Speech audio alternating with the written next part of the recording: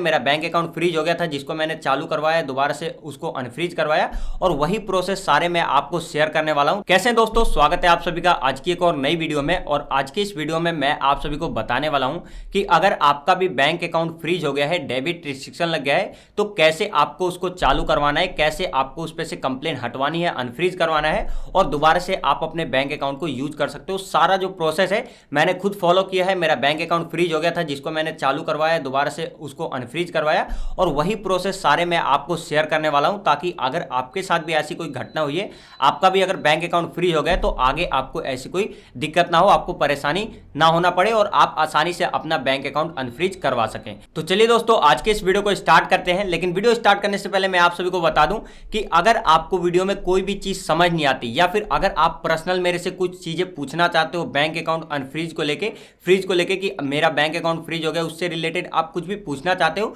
तो उसके लिए आप सभी को डिस्क्रिप्शन में मेरा कॉन्टैक्ट डिटेल मिल जाएगा, उस पर आप मेरे को कॉन्टैक्ट कर सकते हो। आपको सिर्फ व्हाट्सएप पे मैसेज करना है अकाउंट फ्रीज लिख के, बाकी जो डिटेल है मैं आप सभी को व्हाट्सएप पे ही बता दूंगा और कॉल पे आपसे बात करके आपका जो भी प्रॉब्लम होगा उसका सॉल्यूशन बता दूंगा कि कैसे आपका सही हो सकता है। तो चलिए आज के इस वीडियो को स्टार्ट करते हैं। देखिए दोस्तों, सबसे पहले मैं आप सभी को बता दूं कि आपका बैंक अकाउंट फ्रीज क्यों होता है, उस पर कंप्लेंट कहां से आती है, कैसे आती है, क्या प्रोसेस होता है फ्रीज होने का। तो मानिए कि आप ऑनलाइन कोई गेम खेलते हो या फिर ऑनलाइन आपने किसी से अपने खाते में पैसे मंगवा लिए, ठीक है, या फिर आपने किसी से पैसे मंगवा के अपने खाते में फ्रॉड कर लिया।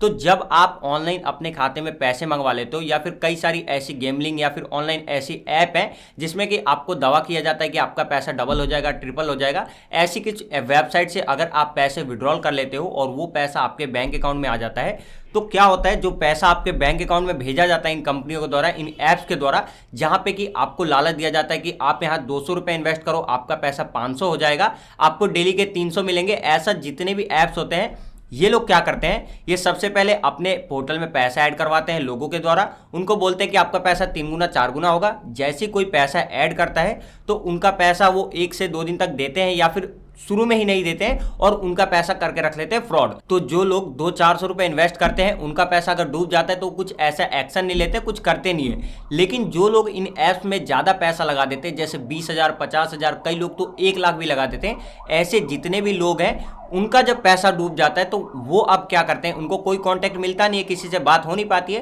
तो वो ऑनलाइन जाते हैं, ऑनलाइन जाके वो साइबर क्राइम पे कंप्लेंट करते हैं, ठीक है।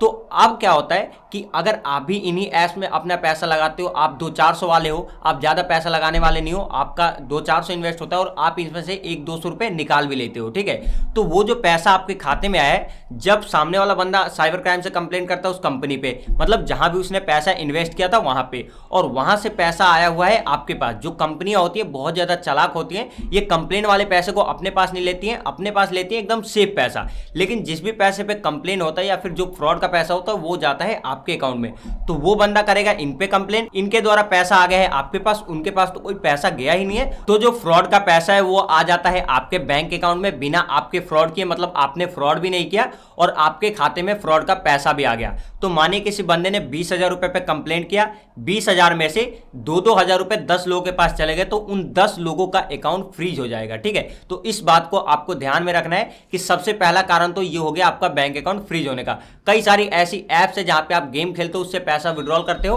और उनके पैसे पे ही फ्रीज आ जाता है, ठीक है। इसके बाद दोस्तों दूसरा कारण ये भी हो सकता है कि आपके बैंक अकाउंट में किसी ने 2,000 रुपए भेज दिए या फिर 4,000 रुपए भेज दिए, या फिर किसी ने आपके गलती से आपके पास 2-4 हजार रुपए भेज दिया और वो अपना पैसा वापस मांगता है लेकिन आप नहीं दे रहे हो, तो वो कंप्लेंट कर देगा और डायरेक्ट आपका बैंक अकाउंट फ्रीज हो जाएगा। दूसरा कारण ये भी हो सकता है। तीसरा कारण ये भी हो सकता है कि मानिए कि आपने कुछ नहीं किया है, आपने बस किसी से अपने बैंक अकाउंट में पैसा मंगाया है और जो पैसा था फ्रॉड का वो सामने वाले बंदे में था, आपने तो सामने वाले बंदे को पैसा दिया है या फिर उसको कोई सामान दिया है उस पैसे के बदले और उससे पैसा लिया है, लेकिन जो पैसा उसने भेजा है वो पैसा फ्रॉड का था, वो आपके बैंक अकाउंट में आ गया, तो जो कंप्लेंट आएगी वो आपके बैंक अकाउंट पे लग जाएगी, आपके बैंक अकाउंट पे फ्रीज हो जाएगा। तो आपका बैंक अकाउंट इस तरीके से फ्रीज होता है। तो आपको सबसे पहले देख लेना है कि आपके बैंक अकाउंट में ऐसा कोई पैसा आया है क्या जिसपे फ्रीज लग सकता है, ठीक है। इसके बाद अगर मान लीजिए आपके बैंक अकाउंट पे कंप्लेन आ गई है, फ्रीज लग गया है, डेबिट रिस्ट्रिक्शन लग गया है, तो आपको पहला स्टेप क्या करना है, सबसे पहले आपको क्या करना है,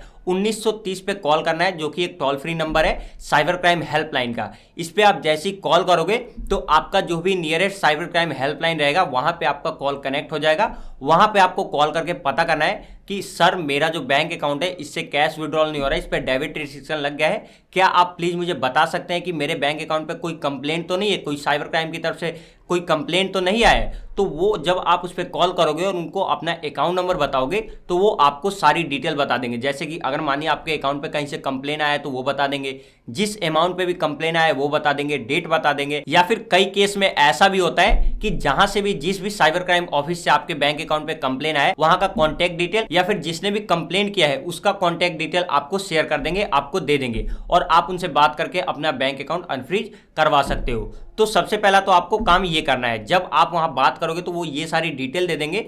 जितना भी डिटेल आपको देते हैं आपको अपना लिख लेना है, रख लेना है। इसके बाद जाना है आपको अपने बैंक में जाना है। वहां जाके आपको पता करना है कि भाई मेरा जो बैंक अकाउंट है, आपका जो भी ब्रांच रहेगा उसके होम ब्रांच में जाना है, जो भी बैंक है उसके होम ब्रांच में। वहां जाके आपको पता करना है, जो भी आपका बैंक मैनेजर रहेगा या फिर जो भी आपका बैंक वाला जो भी आपका काम करता है उसके पास जाना है और उससे पता करना है कि सर मेरे बैंक अकाउंट से पैसा विड्रॉल नहीं हो रहा है, आप प्लीज़ मेरे को बता दीजिए कि क्यों मेरे बैंक अकाउंट से कैश विड्रॉल नहीं हो पा रहा है या फिर ट्रांजेक्शन नहीं हो पा रहे। तो वो अगर आपके बैंक अकाउंट में कोई भी कंप्लेन रहेगी तो वो आपको सारी डिटेल निकाल के दे देंगे, आपको बता देंगे। देखिए 2 तरीके का कंप्लेन होता है। आपको बैंक जाने को क्यों बोल रहा हूँ, बैंक जाना जरूरी क्यों है कि मानिए आपके बैंक अकाउंट पे अगर कॉस्मोस फ्रीज लगा दिया गया है जो कि बैंक के द्वारा लगाया जाता है, वो जब लगाया जाता है जब आप बैंक अकाउंट से कभी ज्यादा कैश विड्रॉल कर लेते हो या फिर आप कोई ऐसी ट्रांजेक्शन कर लेते हो जिसपे बैंक को डाउट होता है, तो बैंक उस पर कॉस्मोस फ्रीज लगा देती है और उसको जाके आप बैंक से अनफ्रीज करवा सकते हो। आपको सिर्फ एक एप्लीकेशन लिखना होता है छोटा सा, जैसे आप एप्लीकेशन लिखोगे 2 से 3 घंटे के अंदर ही आपका बैंक अकाउंट अनफ्रीज हो जाएगा। तो ये चीज आपको जरूर करना है, क्या पता आप ऐसे परेशान होते रहो और आपका फ्रीज आया हो बैंक के द्वारा, ठीक है।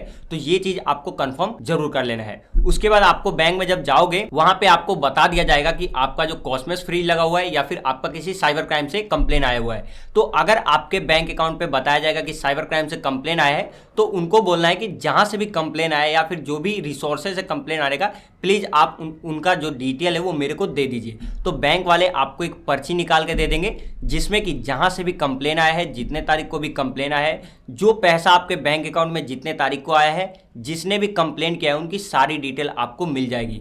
वो डिटेल आपको लेना है और चुपचाप आपको घर आ जाना है। अब आपको बैंक से कोई मदद नहीं मिलेगी, बैंक से आपको इतना ही डिटेल मिलना था। जब इतनी डिटेल आपको मिल जाए तो आपको उसमें देखना है कि कहाँ से कंप्लेन आया है। ज़्यादातर क्या होता है कि आप रह रहे हो, मान लीजिए मैं रहता हूँ गुड़गांव में और मेरा कंप्लेन आ गया गुजरात से, या फिर मेरे अकाउंट पे कंप्लेन आ गया कहीं तमिलनाडु से। तो ऐसा ही होता है, ज़्यादातर लोगों का यही हो रहा है। मेरे पास बहुत सारे लोगों का मैसेज आ रहा है, कॉमेंट आ रहा है, उनका ऐसा ही हुआ है। वो रहते कहीं मान लीजिए यूपी में है और उनका कंप्लेन आ गया है मुंबई से। तो ऐसा बहुत सारे लोग हैं, ऐसे बहुत सारे लोग मेरे को कमेंट करते हैं, इसलिए मैंने सोचा एक एक्सप्लेन करके अच्छे से वीडियो बना के आप सभी को समझा दूं।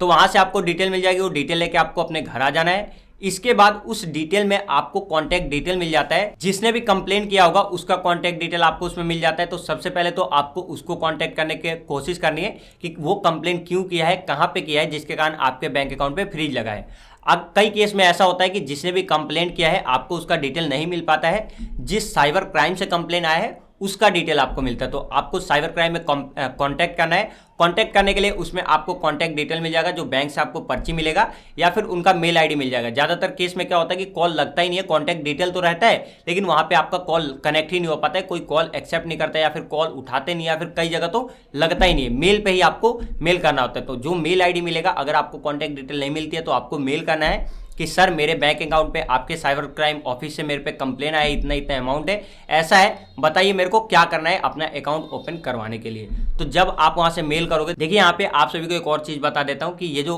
आप जो मेल करोगे इसका रिप्लाई ऐसा होता है कि कई बार ना भी मिले, आपको 2-3 बार करना पड़े, 4 बार करना पड़े, 10 बार करना पड़ जाए, ऐसा भी हो सकता है, क्योंकि बहुत जल्दी और बहुत आसानी से रिप्लाई मिलता नहीं है। तो आपको सबसे पहले मेल करना है। मेल पे मेल करना है मतलब आप अगर रिप्लाई नहीं मिलता तो मेल करते रहो, ठीक है, ताकि उनको पता चले कि कहीं से किसी का कंप्लेन आया है तो वो मेल कर रहा है। क्योंकि अगर आप एक मेल करके और छोड़ दोगे कि भाई हो जाएगा, तो ऐसा मत बैठना, क्योंकि 1-2 कॉल करने से मुश्किल ही रिप्लाई मिल पाता है। मेरा खुद हुआ था, मैंने ये सारी चीजें झेली हैं, सब कुछ देखा हूं, जब भी आप सभी को बता रहा हूं। उसके बाद जब वहां पे आप बात करोगे, उनको मेल करोगे, तो वो आपको सारी डिटेल बता देंगे कि ऐसा ऐसा है, आपका अकाउंट फ्रीज क्यों किया गया है, किसके द्वारा किया गया है। अब आपको उनसे पूछना है कि सर मेरे को अपना अकाउंट अनफ्रीज करवाना है, इसको चालू करवाना है, क्या प्रोसेस है। तो वहां से आपको बताया जाएगा कि आपको हमारे साइबर क्राइम ऑफिस आके ही अपना जो है मैटर सुलझाना पड़ेगा। यहां से ही आपका बैंक अकाउंट अनफ्रीज होगा और कोई दूसरा प्रोसेस नहीं है। तो ये यहाँ पे एक बहुत ही बड़ी दिक्कत है।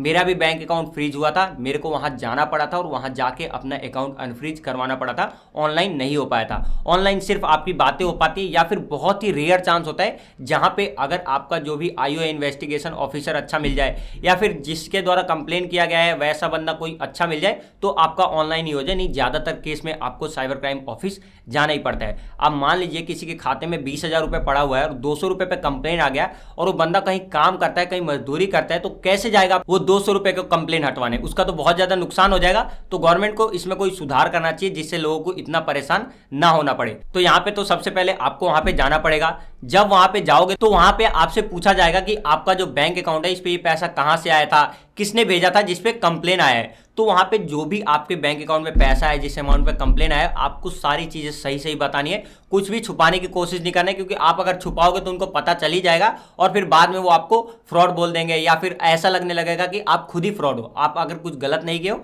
तो वहां पे आपको कुछ भी झूठ नहीं बोलना है, आपको कुछ नहीं होने का। इसमें बैंक अकाउंट फ्रीज में आपको कुछ नहीं होता है। यहाँ पे सिर्फ देखा जाता है कि आपके बैंक अकाउंट में पैसा आया है कहां से। आपने कोई फ्रॉड नहीं किया है, किसी और के द्वारा पैसा भेजा गया आपके अकाउंट में, तो आपको डरना बिल्कुल भी नहीं है। लेकिन आपको अनफ्रीज वहीं जाके करवाना पड़ेगा, ठीक है। वहां जाओगे आप, वो सारी प्रोसेस आपको बताएंगे।